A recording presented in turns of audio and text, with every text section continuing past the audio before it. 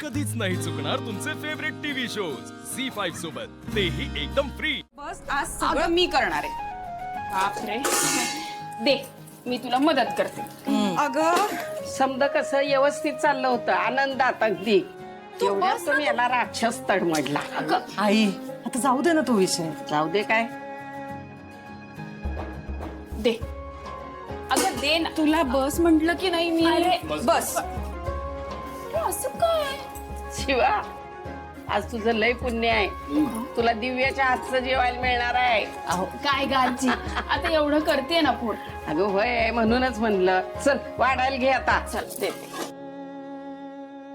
चंदन, एवढा बदल कसा झाला हिच्यात?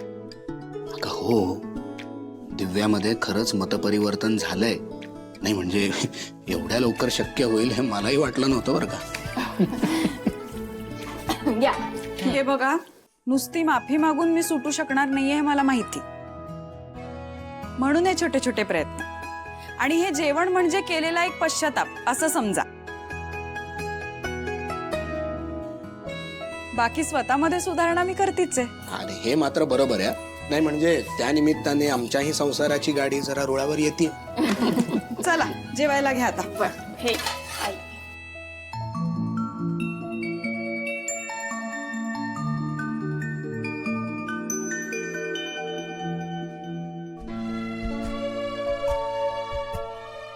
तुमची दिव्या, हे समजा तुला एकटीला कसं काय जमलं ग?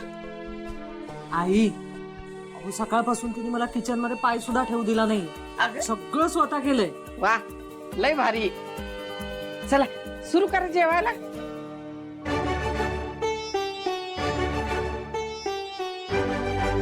खरंच खूप कमाल झालं दिव्या, कमाल जेवण केलं ना, खूप कमाल।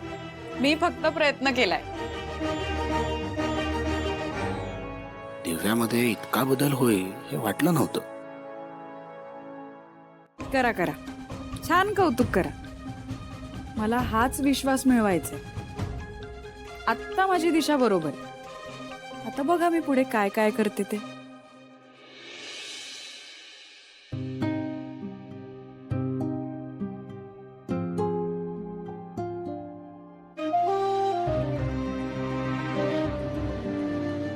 काय आज तू तुझ्या आवडत्या जागी बसलीस? तुला कसं माहित? मला नव्हतं माहिती। जिथून चांदण्या दिसतात ना, ती तुझी आवडतीच जागा असणार ना।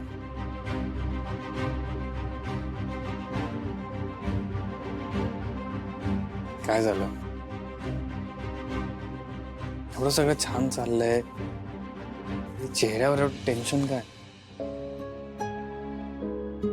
मला कळत नाही आशू, म्हणजे सगळंच चांगलं चाललंय। चाललंय ना मग। झी5 ॲप डाउनलोड करा आणि पहा सर्व एपिसोड्स एकदम फ्री।